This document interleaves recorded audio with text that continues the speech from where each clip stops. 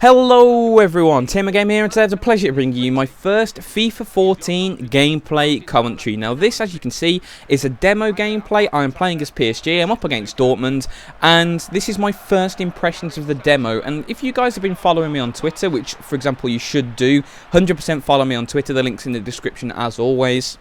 You would have noticed that over the past 24 hours I've been tweeting my thoughts about the demo, my first impressions, and I thought I'd bring them all together into this little video here to talk about what I feel, what I think's changed, and what I think needs to be improved before the main release. And let's dive pretty much straight in. I mean, the first 10 games I played on the demo, I really felt pretty bogged down with it. It was very difficult to get anything to happen.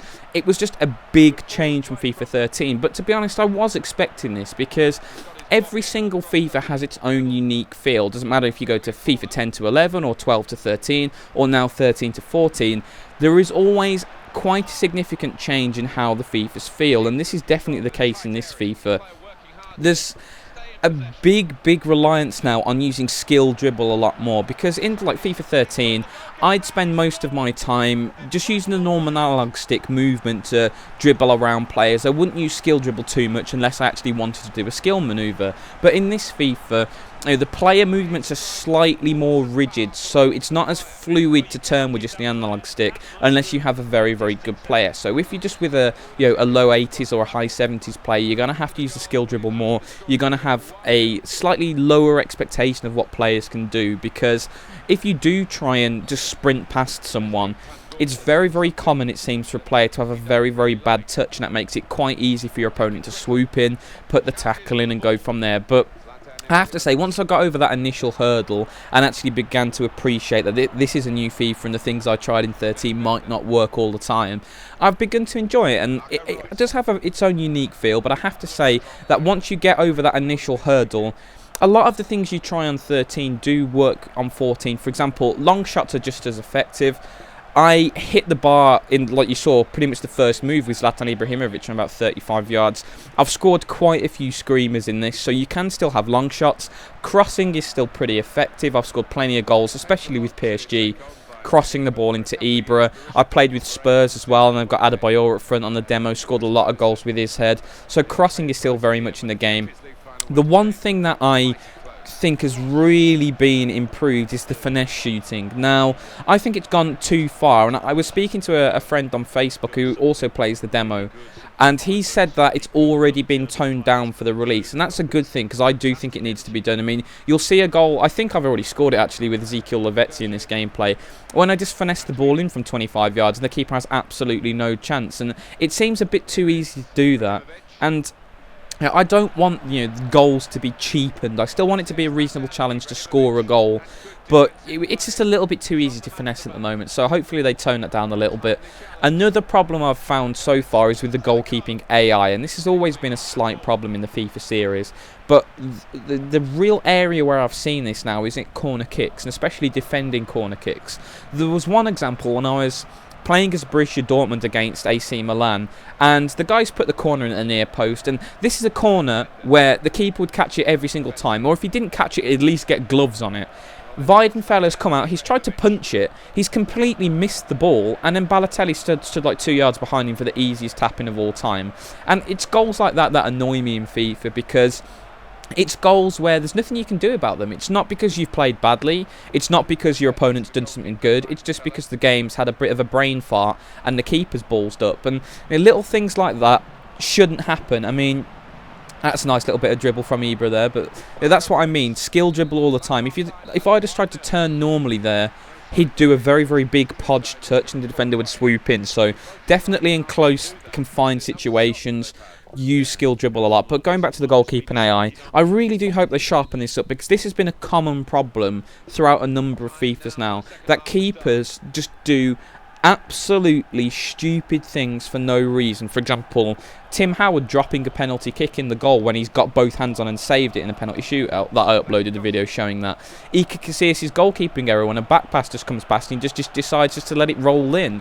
Things like that need to be stamped out of the game, because I always like games that reward people for being good at it. I don't like games which punish you through randomness or just pure chance, and the less chance factor that is in FIFA, the better in my opinion. So if they just sharpen up that AI, then I think that'll be fine, because corners have always been a very, very viable way of scoring goals, and I don't want that to change.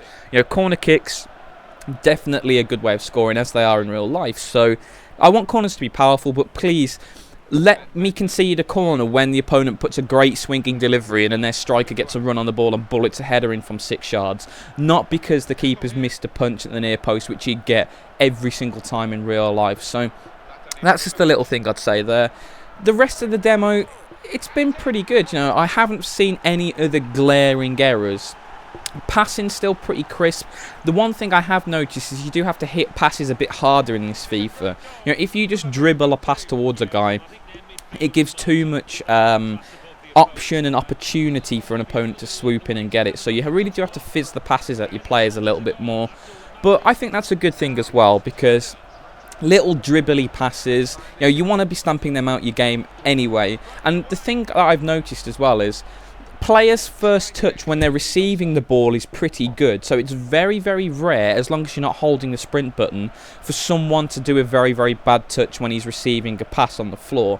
What is quite common is if you try and do something like outlandish with it. So if you try and sprint with the ball next to a guy, or from a standing start you try and immediately go into a sprint and just dart round a guy, that's when it's more likely to have a bad touch.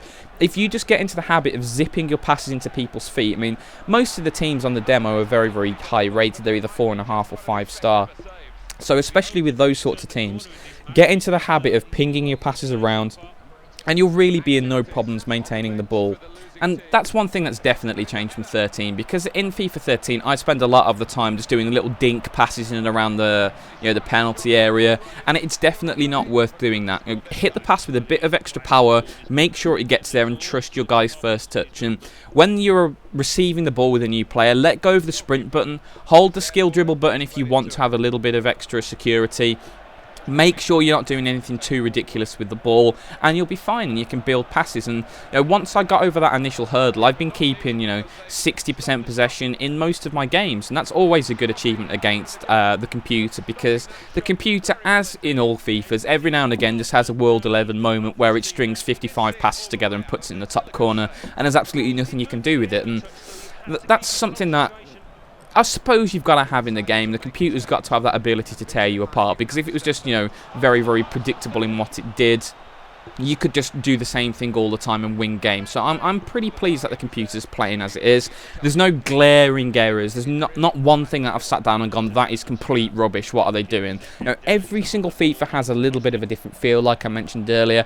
Before you're too critical about it, sit down, give it a fair chance. You know, play for at least 3 or 4 hours, play with a host of different teams, try a few different formations, you know, try different modes of playing. Don't just try the same thing and fail again and again. Try a few new things, see what works, and eventually you'll ease your way into it. And this is a great opportunity here to get ahead of the curve, because there'll be a lot of players out there who won't touch the demo at all, or only play it very, very briefly, and then they'll hit it very, very hard on release week. And what you can do in this situation is, if you spend even like a couple of games a day until release day just trying to play different styles of football, playing with different teams, trying new things out, trying what works and what doesn't work, you can give yourself that little bit of a head start. So when it does come to release week and you're getting your ultimate team, you win a lot more games than you otherwise would have, and you'll generally have a lot more success. So guys, that's pretty much the end of the gameplay. I hope you've enjoyed it. My last tips for the FIFA 14 demo are: pass the ball harder than you normally would in 13, let go of the sprint button, use the L2 dribble more, and have finesse shots and try and shoot from all over the place, because, you know, finding your limits on the demo is definitely what it's there for. Find what works, find what doesn't work, experiment, try shots from 50 yards, try to finesse shots from 30 yards like that, try your different skill moves, try your little tricks and flicks, and see what comes off for you, because you might find something that doesn't work in 13 but is very, very good in 14, and if you find that early, you can have a lot more success when the game gets released. So guys, once again, thank you so much for watching the video. I really hope you've enjoyed it, and as always, thanks for watching and have a great